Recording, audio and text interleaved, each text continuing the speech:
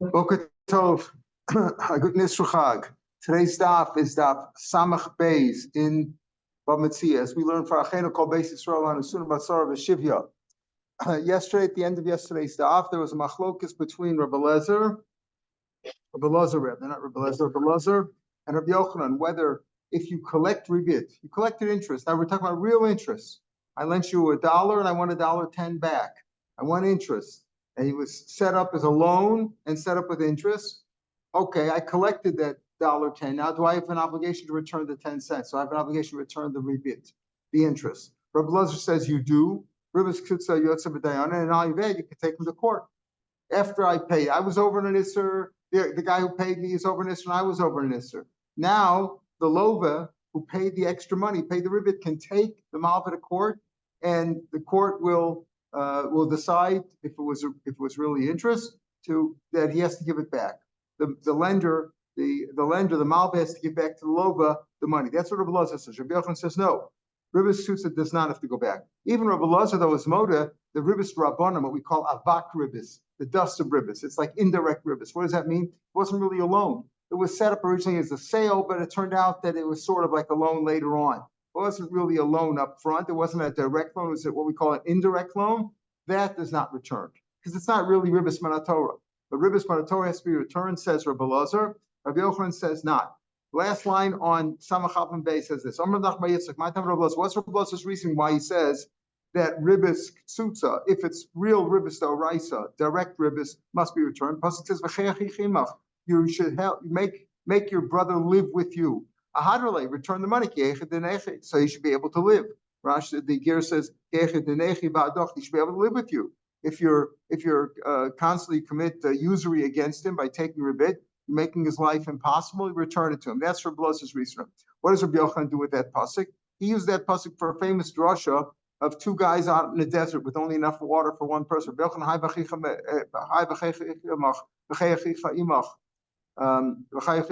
does he do with that pasuk?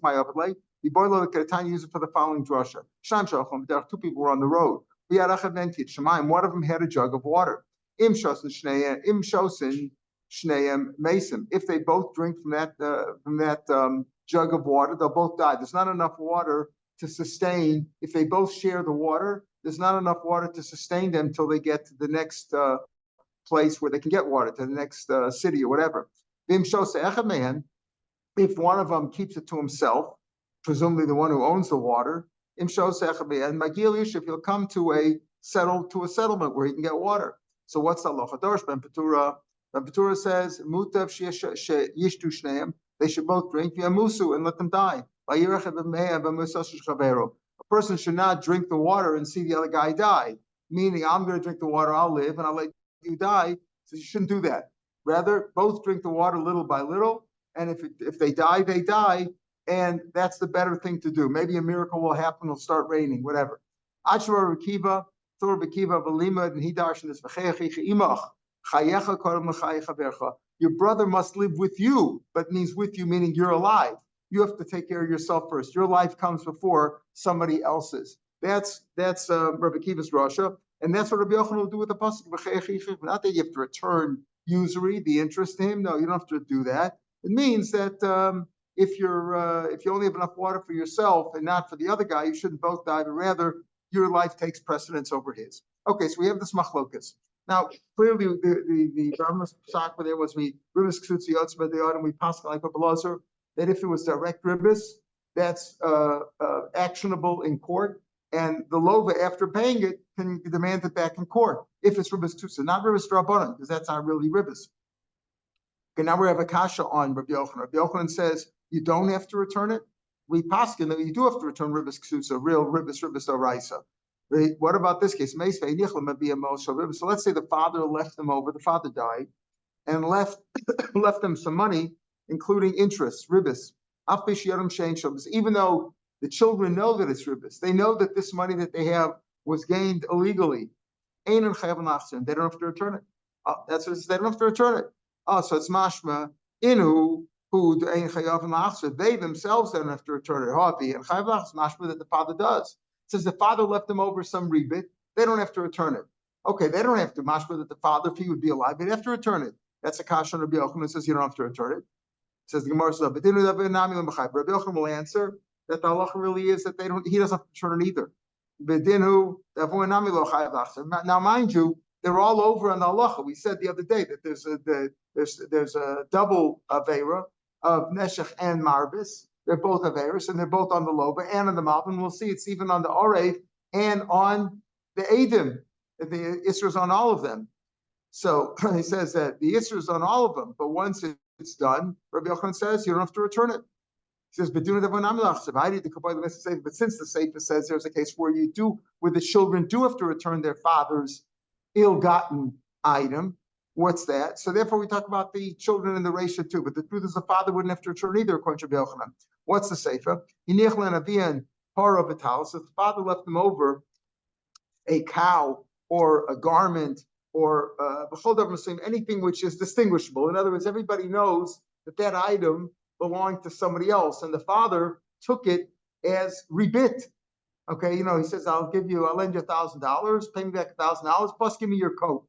And the coat obviously belonged to the lova. Everybody knows that the father who died left over that coat that really belonged to him. It belonged to the lova. So be a part of a house. Anything distinguishable, they have to return it. They cover it. They have to because of the cover of their father. Oh, so they have to return it because it's not nice. It looks, there's the coat that your father stole. It's dishonorable to the father after he's dead to say these are his stolen items that he has taken. There you have to return it. So because of that, since we talk about the sefer, the children do have to return the father's item. It's on an amiration. So we say in the ratio also that if it's cash or whatever, cash or other bonds, whatever, stocks, bonds, whatever, where it's not obvious that the father took it, then they don't have to return it. So Tananam ratio bit too. But the truth is the father doesn't have to return it either if it's cash. How could you say in the sefer that just as a kasha incidentally? How could you say in the sefer that the father that the kids have to return it because of the honor of their father? The pasuk says you shouldn't curse a prince in your nation. When he's acting like a proper Jew, you shouldn't curse him. But here, if he's improper, this guy took usury, and he was a bad guy. He was a Russia. He took money, beiser, and he died. And you say, or he took this item, he took the para or the talis, took that also. You have to worry about his honor after he's dead. It says, you shouldn't curse him when he's doing the will of God. But over here, he's a Russia. Why do you have to be concerned about his honor post-mortem? The answer is Rav Pinchas, like Pinchas says, made Rav elsewhere. B'shas tshuva. Here, speaking about where the father did tshuva. The father did tshuva. He's not considered a sinner anymore, and therefore you should guard his honor and return any stolen item that he took illegally by a ribbit, because it's an embarrassment to the family, to the father after he's dead, that you had that this is the item that he had taken by ribbit. So Chanam Shasa Tshuva is taken to Rav Pinchas says the name Rav elsewhere, but Shasa Tshuva here also we're talking about Tshuva. Says more, Yasa Tshuva my boy, if the father did Tshuva before he died, you can't do Tshuva after you die. You have to do Tshuva before you die. If he did Tshuva before he died, why did he still have the coat? If he did Tshuva, he would have returned the coat or the par or whatever it was. So he did Tshuva, he was about to return it, didn't get a chance, and he dropped dead. So that's what it's speaking about over there. So you solve it. But so Rabbi Yochanan explained, even though it's mash from the Mishnah over there or the Brisa, that you don't have to return the father's rebid. The father took rebid, you don't have to return it. Mashma that he himself would have to return it. Says, no, he doesn't have to return it either. It's just mentioned, talk about the kids, because in the sefer there's a case where the kids do have to return it if it's a distinguishable item and the father did tshuva. So because of the honor of his father, you have to return it. But otherwise, you don't have to return it. But it could very well be that if it's cash, the father doesn't have to return it either. Makes another kasha on Rabbi Yochanan. Hagazlonin, robbers, umalavi ribis, and people who lend money for, we'll call them bankers, bankers or mafia, whatever, take money for ribis. Even though they've collected machzirin, even though they've collected the ribit, they got to return it. What do you mean? What kind of robbers? What do you mean by collecting it? They collect. What are they collecting over here? If they stole it, they stole it. If they didn't steal, why are you calling gazlanim? What are they collecting over here? La'ema, gazlanin, robbers, umayniu, and what kind of robbers are these? They're kind of a robber, right? Because we talked about the other. Why did it say Malva Bribis, Gazlana, Monah, these are all stealing from other people. Yes, there's more mention why did it say all those? Fine. Mind you, Malava Bribis. Okay. What are these ribis? Even though they collected Machzirin. So what do you see? You got to return the money. This is the right to Rabbi Elazar. That if you stole, if you took ribis k'tus, if you took ribis to Araisa, you have to return it. Right? You see, you have to return it. The Gemara says Rabbi Yochanan will say Tanoi, it's a machlokas Tanoim. I'll find you're right. This Mishataka says that you got to return it. That'll go like Rabbi Elazar. I hold it's a machlokas Tanoim, says Rabbi Yochanan. Tanoi the Tanya Rabbi Nechemia Rabbi Elazar Rabbi Yaakov Poter es hamalva v'sa'ar b'nei sheyesh ben kumasei. Apparently they pater the malva and the arev from a lav. Rashi says and malchus. They don't get malchus for the avera of usury of ribit. Right? Why? Because you can return it. You can return it. Sounds like you're returning the interest that you took illegally. My kumasei, lavi shudamina lui, tell him kuma duro, give it back. So what does that mean? That's like called a lava nitikli asay. You did something like Goslin. A Goslin doesn't get malchus for stealing if he returns it, because even if he doesn't return it, it's a lava nitikli asay, since it could be repaired by an asay. So here, so this is also lava nitikli asay. Makum asay lava shudamina kum aduro. You could return it. Okay, that's what they say. You could return it. The Tanakama said, you don't have to return it. In other words, the Tanakama said, he says, Rabbi Nechemia and Rabbi Elazar say, you don't get malchus for the lava ribit or the two lava ribits. Why? Because there's an assay with it. You got to return it. Mashma, the Tanakama, who they're arguing on, it's mashma that you don't return it. You get malchus and that's it. It's not a lava nitikli assay. So here's a Tana L'chora that says the Tanakama would say you don't have to return it. So Rabbi Yochanan can defend his position by saying, I have a Tana like me. He says, look, that's not the case here. My kumasei doesn't mean that to return it. The truth is, it's not return. The truth is that we're not talking here about returning the ribbit that you collected. My kumasei lekro shtar. The kumasei over here is to tear up the original shtar. It wasn't collected yet at all. It wasn't collected. You just wrote a document. You wrote an IOU with interest in there. And he says over here, you know what? There's no lav over here. Why? Because there's no lav when you just write the shtar until it's actually collected. So if it hasn't collected, you could always tear up the shtar, tear it up right now. So the Gemara, in other words, we're not talking about returning it after the fact. That's not the issue here at all. The Tanakama is saying that there's a lav just setting up the IOU, just signing the IOU. That itself is a lav. Right? If you say that a shtar that's standing to be collected is like collected, so the Isur, they already did the Isur. It's like it's collected already. The Isur's done. Rashi says over here of the Isura. Take a look at Rashi a little bit above. That's returning it. So, you got to return it. You got to give it back. Either tear it up if it hasn't been collected yet, or if it's been collected, return it. And if it's not like it's collected, why do you say, oh, they're not going to get malchus over here, you're poaching for malchus because you're going to return? What do you mean? If it hasn't been collected, nothing's been done yet. So what's going on over here with this answer? So when a shtar that's standing to be collected, it's not like it's collected. The chiddush over here is the shuma milsi. The Tanakama says, because the Tanakama Rabbi Nechemia are patrim, right? Because you can always tear it up. In other words, the Tanakama holds the shuma milsi, just setting it up, signing the IOU, agreeing to collect and to pay the interest. That itself is a lav. That itself is a lav. Comes our Rav Nechemia, Rav Elazar to say, no, you could still tear it up. You're not over anything. Shuma is not a milsa, and according to the comment, it is. And the Gemara says, "Hochanam it's mistava that way." The Tanan it says we're going to have a mishnah later on in the parak. The following people are over the low sasa of ribit. Who are over the malva of a lova? So we said the lova for paying it also has to ha'arev, the guarantor, va'edim. Now I understand bishlam akulu of it ma'isa. They all did a ma'isa. The Lova paid the money, the Arav paid the money, the Arav, maybe the Malva collected from the Arav, and Arav collected from the Lova. They owned it. But Adam, what did the Adam do? They just signed on it. They just agreed. Elalav Shema, the Shuma Milsi. You see that just setting it up, just agreeing to it, fixing the ribbit before it was even collected is something according to the Tanakama. Says Rashi. Rashi says. So the question was if shtar over the versus lafka, nobody's done anything. What's the machlokas? Who would argue that? But Bashuma Grace and Machayev Tanakam. Tanakam says you're chayev just for agreeing to it. You're over on the law just for agreeing to it. Comes along from the Chemir Rabbi Elazar say no, you could always tear it up. So it's as long as it's not collected yet, you're not over on that. So and our mission will go like that Tanakama. So again, we wanted to prove Rav Nechemia, Rav Yochanan rather wanted to prove this case. The Chorah said that from the Kasher from Gazlana Malave Ribis that you see have to return it.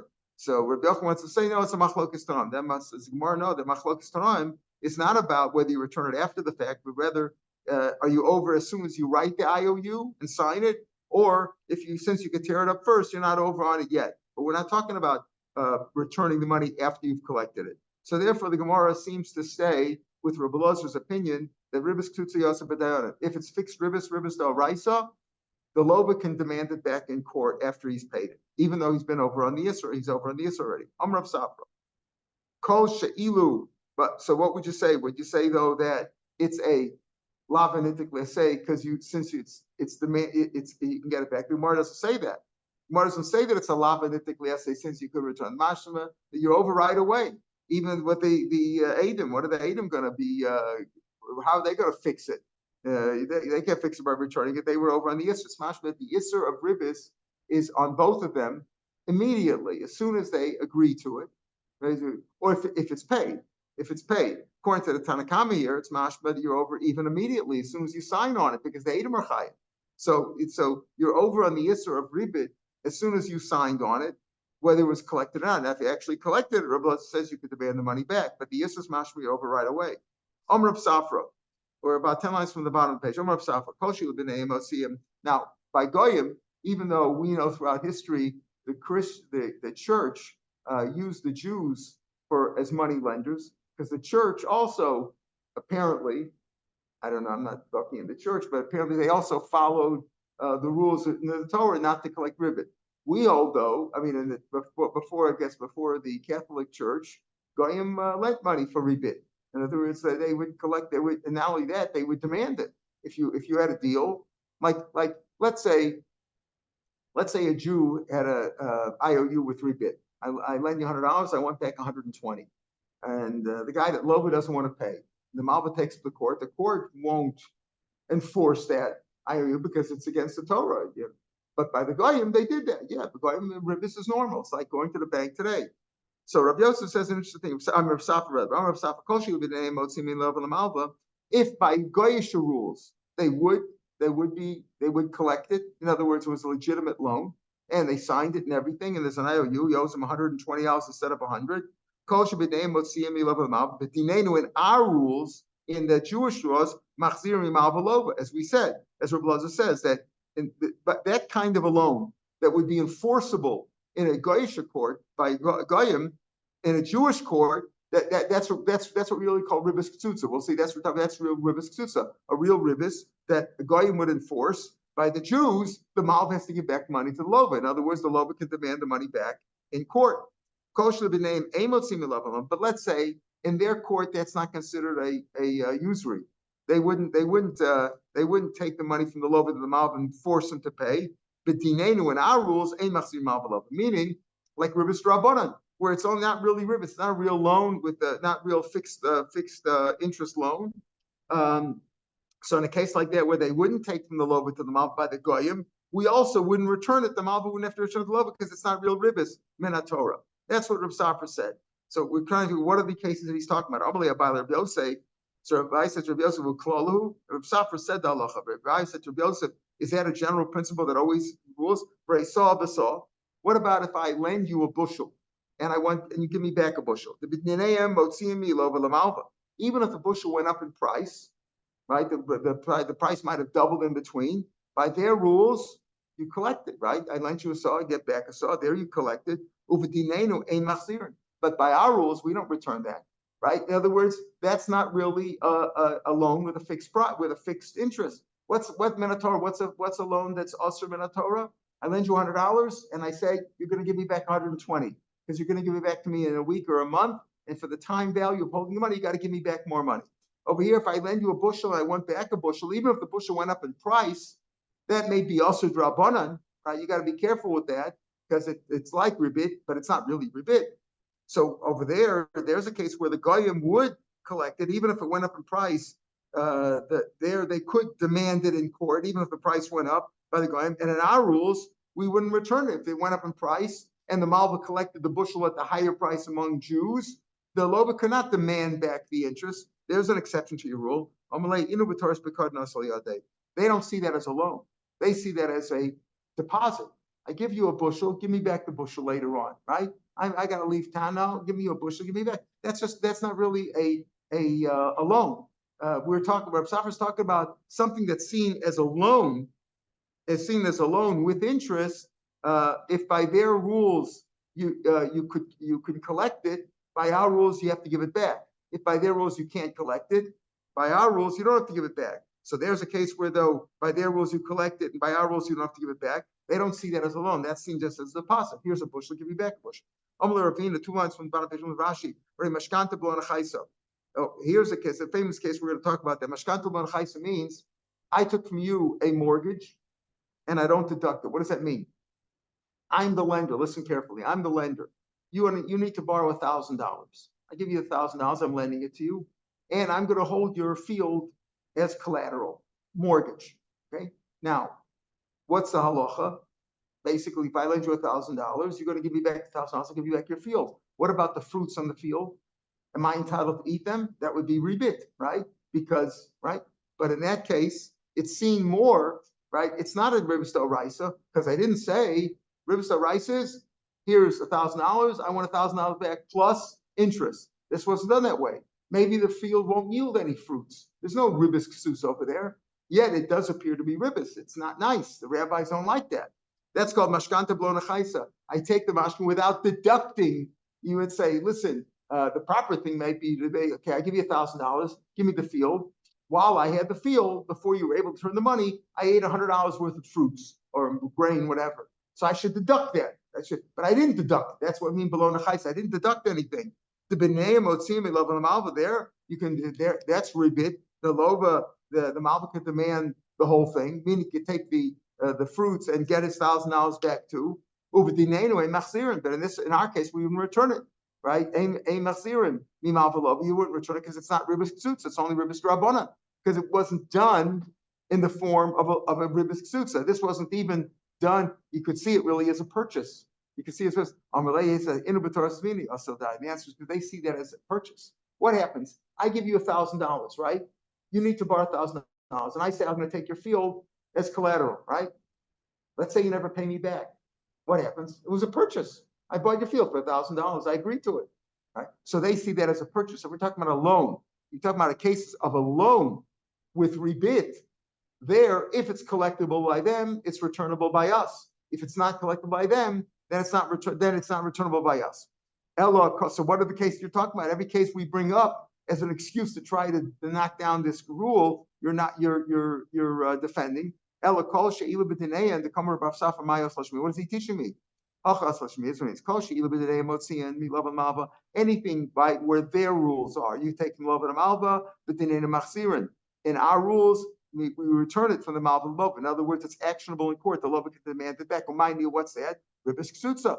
Fixed ribis. That's a classic Isser Min Torah, right? I give you $100. I say you got to give me back $120 in a month. That's ribis Ksutza. And that's collectible by their rules and returnable by our rules. Like Rabbi Lazar Paskin, like we saw on Amid Beis yesterday. Anything by their rules, they don't collect. In our rules, we don't return. What is that? Umayniu, probably the gear says Umayniu, ribis mukdemes, ribis mucheres. Earlier ribit and later ribit. What do we mean? The Gemara is going to talk about that later on. Hey, we'll have that at the end of the pair. That's a case like this. I know that I'm going to come to you to borrow money. So what's the first thing I want to make you do? Butter you up a little bit. A week before I come to borrow the money, bring you a nice gift. Isn't it nice? Here's some flowers, right? Yeah, chocolates. Then later on, now it's really rebit because I'm giving you more money. I'm giving you extra for the loan that you're going to give. You're going to give me a loan, of course, at no interest, right? We're Jews. We're not going to take risks. But I give you a loan. I give you, right? So That's called ribis mudemis. Now, it's not really ribit menatora because it wasn't fixed up. It wasn't say, give me the $1,000 and I'll give you back more. In fact, I gave it to you before. Or mocheret, later on. You lent me $1,000. I gave it back to you. A week later, I come with the flowers. Right? That's ribis mucheret. That's a case where they wouldn't collect it. That's not actionable in their court because if he didn't, let's say he didn't pay it, right? Then the Garsha court is not going to demand that you have to give them chocolates before or after. And us, if you gave it, it's also not returnable. And that's what we said before, the case where Mashkanta Monachaisa, Rashi pointed out, what does it mean that it's collectible by them? What do you mean it's collectible? It's collectible if, let's say, I lent you $1,000. You gave me your field. Let's say we're going, right? And let's say you ate the payros. I have the field. I'm entitled to eat the payros. It's collectible. It's collectible. I could demand back the payros that you ate because I have the field right now. That's the case where it's collectible by them and it's not returnable by us. But he says that's seen as a sale because it's like a sale. I gave you $1,000. You give me the field. They don't see that as a loan. So that's Rav Safra's rule. Back to the Mishnah. The Mishnah said, yeah.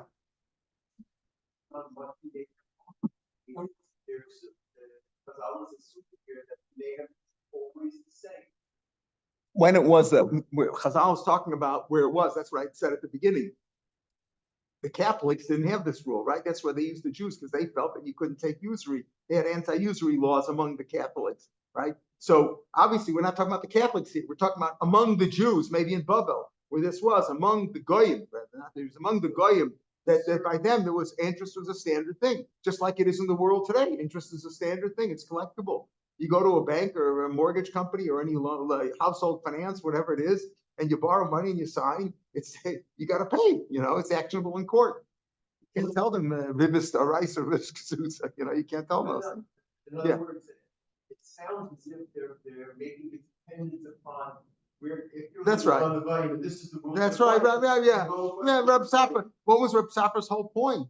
Rav Safra's whole point is you should know here are the rules. If you want to know the rules, if by us, by the goyim, by us, if it's collectible, then by us it's returnable. If it's not collectible, then it's not returnable. As he's just saying something that you should understand the rules.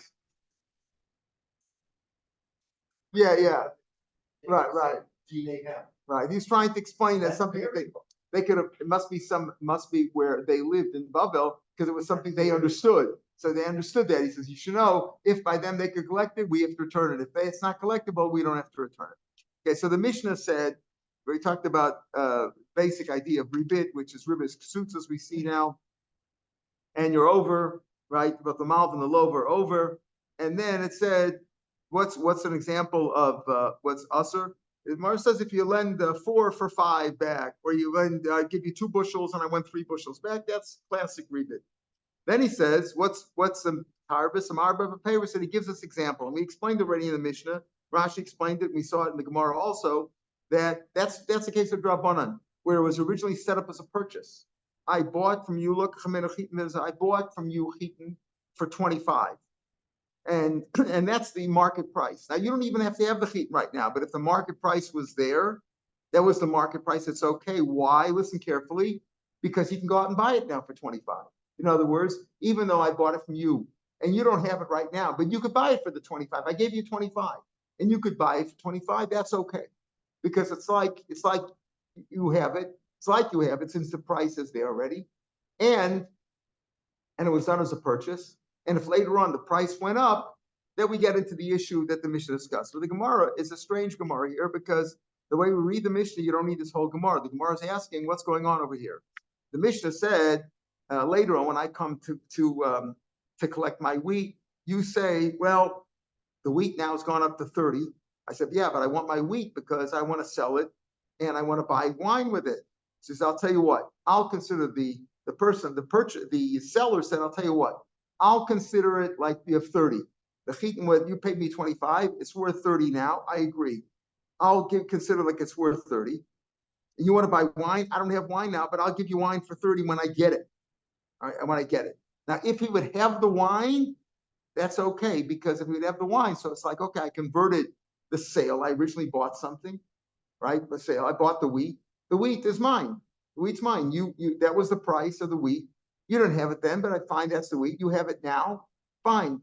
I want to buy with a wine. If you have wine, fine. So I'm buying wine with it. If you had wine, it's like you're giving it to me. And if the price went up, it's in my rishas, that's okay. But if you don't have wine, then the Mishnah says that's no good. So the Gemara asks now, what's going on? The Mishnah said if he doesn't have wine, that's riba, that's usher. So what? But Tanya will learn ain't posted on payros. You can't fix a price for until the market price came out. Once the market price was published, it was known, then you can make a deal, meaning you could say, listen, I'll give you $10 worth, I'll give you $10, and you give me $10 worth of payros. Whatever the payros are, the produce, whatever it was. If the price was fixed, you can do that. You'll give it to me over a period of time or throughout the season, throughout the year. You can give it to me because the price was fixed already. So it's like you have it and you're giving it to me over time. Even though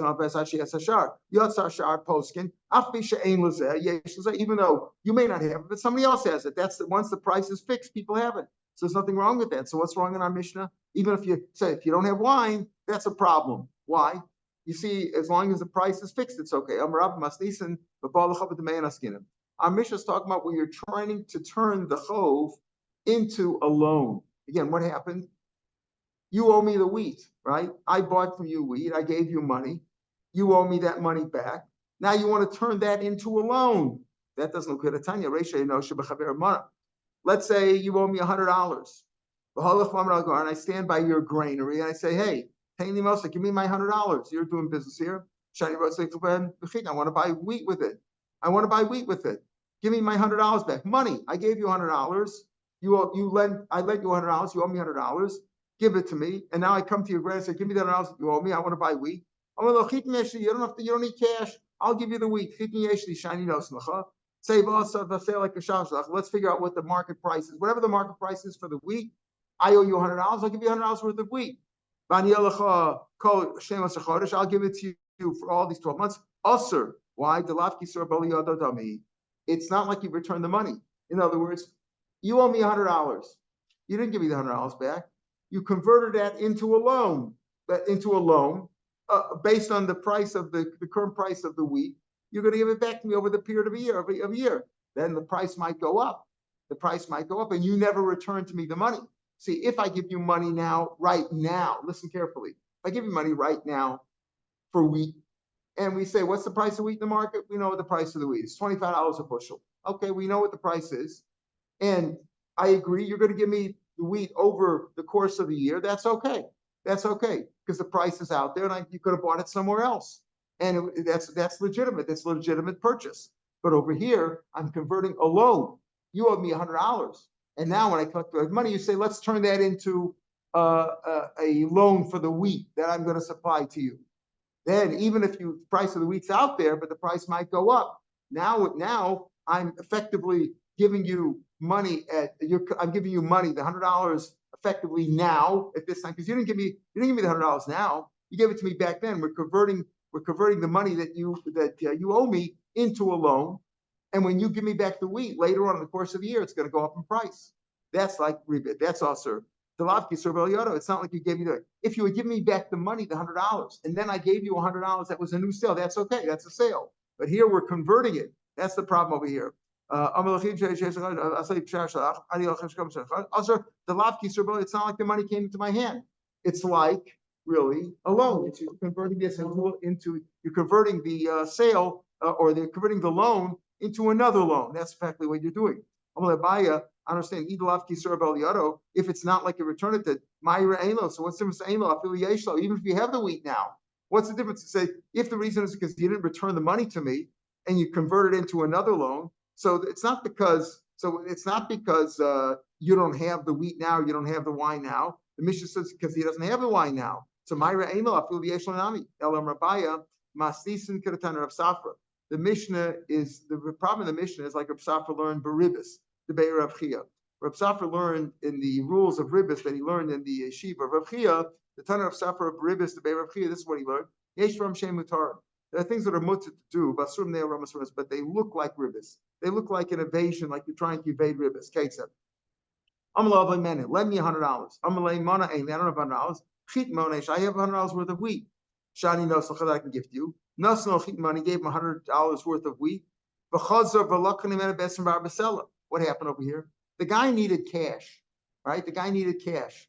So what happened over here? The guy needed cash. So he says, listen, can you lend me $100? I don't have $100. I'll tell you what I have.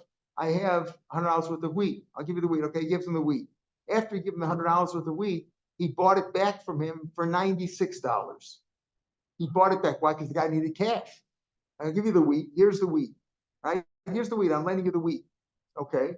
By the way, I'd like to buy that wheat back for $96. Would you do that? Yes, because I need cash. I don't need wheat. So he bought it back for $96. Now what happened? Was that rebid? What happened over here effectively? The Malva gave him how much? $96. How much does Lov have to pay back? $100 because he gave him $100 worth of wheat. So that's like rebid. So he says, you know what, this case? This is a case where it's not really rebid, but it looks like rebid. It's like you're trying to evade rebid. Instead of me giving you $96 and asking for $100 back, I'll tell you what, I'll give you $100 worth of wheat. Okay, you have the wheat. I'm going to buy the wheat back from you now for $96. So you'll have some cash. You really wanted cash, right? You didn't want wheat. Now you owe me $100 though. So he says it's not really rebid, but it looks like rebid. I'll have again. Case that I'm allowed to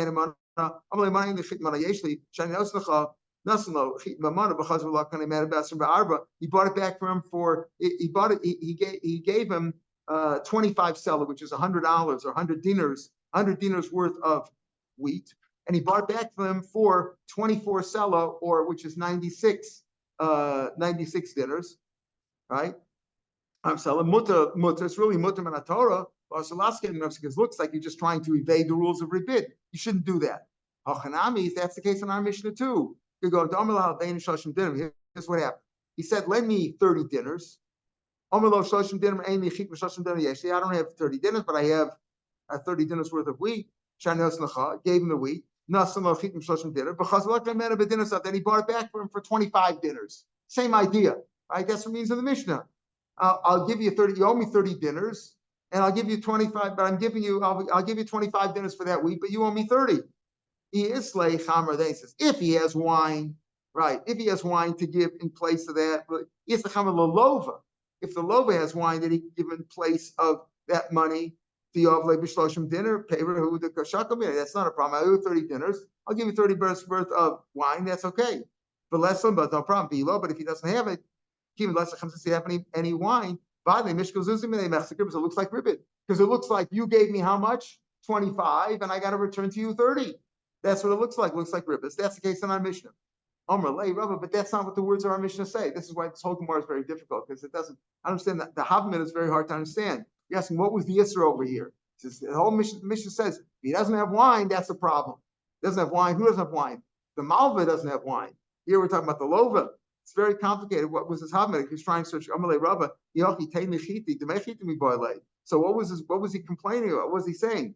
If you're saying that he lent him the wheat and then he bought it back from him, now what is he demanding? He's demanding the $30, the 30 dinners worth of wheat. So why do you say, give me back my wheat? He doesn't want the wheat, he wants 30 dinners back of wheat. So it's not change it to change the mission to read Demechiti. So he says, Shani Mokran, because I want to buy them. Just the opposite. What do you mean that I want to buy wheat? Misha said, I want give me the money back. He says, give me the money. The Malva said, give me my money back because I want to buy wheat. What do you mean? According to this, it's not to give me the wheat. It's the Lova saying, I sold you the wheat, right? I sold you the wheat for 25. Change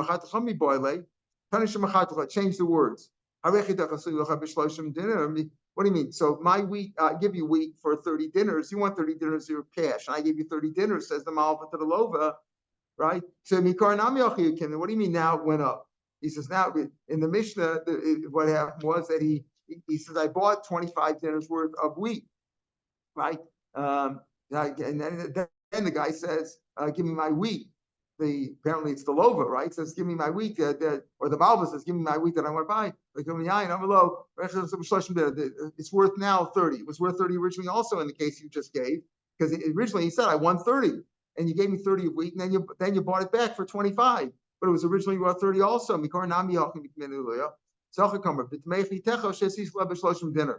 me the 30 back that I gave to you for 30 dinners. And I gave you 30 dinners worth of wheat. so give me back. I'll give you wine instead. And he doesn't have any wine. But the Mishnah said that it wasn't 30 originally, it was worth 25. The chitin was originally worth 25. He gave him chitin. What happened was he sold him chitin. He says, what happened? For 25, and that was what it was worth. It was worth 25, not 30. So you can't, all these are lame excuses trying to change the words of the Mishnah. That wasn't the case. You're reversing everything over here. It's not the guy who gave him the money who wants it back. It's the guy, the lova, the malva rather, who gave him the who gave him the money. He took money from the guy, and now the guy wants his chitin, and he says, "Okay, listen, I don't have chitin. I'll consider the chitin that I have is worth 30. It went up in price, and I'll consider it as if I gave you 30 dinners." But he didn't give him anything back. Dinner, and I'll give you wine for that, but he doesn't have the wine. So that's you can't set up the case the way you just described it, that it was originally 30 because Mishnah was originally 25.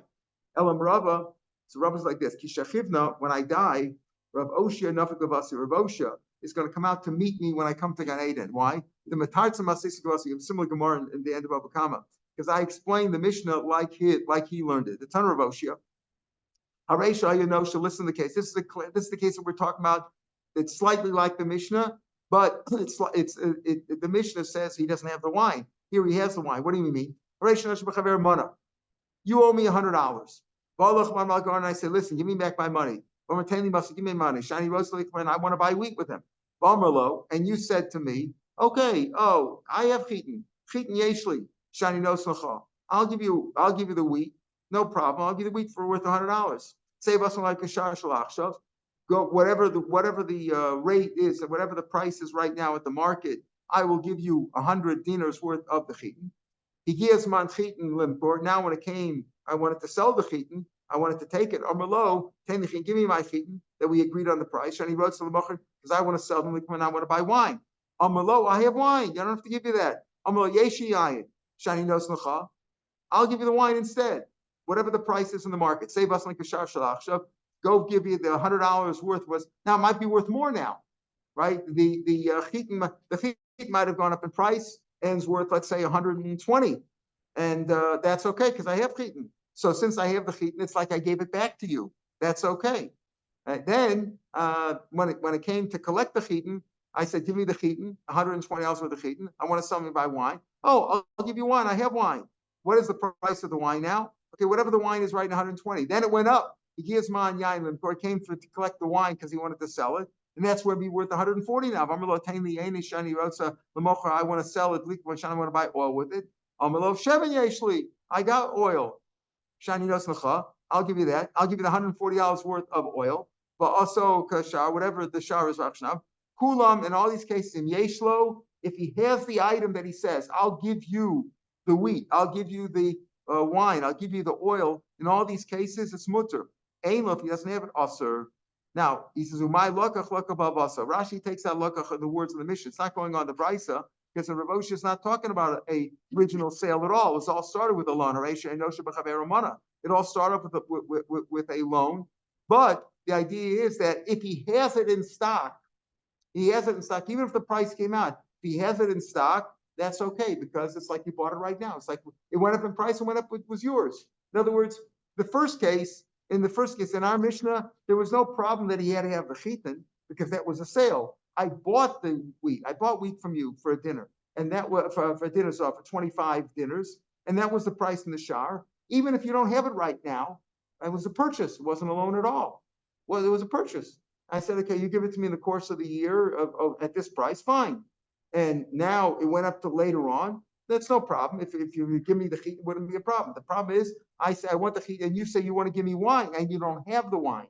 If you don't have the wine, then it's like a loan, and you don't have it. So it's not like I bought it from you right now, and you're giving it to me, and it went up in my possession. It went up in your possession. Then it looks like a loan, a rebid, because you're giving me back more than I gave you.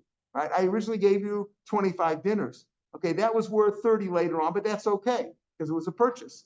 Then when I said, fine, I want wine, and you say, you'll give me the wine. There's a price from the market right now, but you know what? You don't have the wine right now. So if you don't have it, that's like a loan. It's like I'm giving you 30, and when the wine goes up later on, it's worth more. That looks like ribbit. That's ribis rabbanan.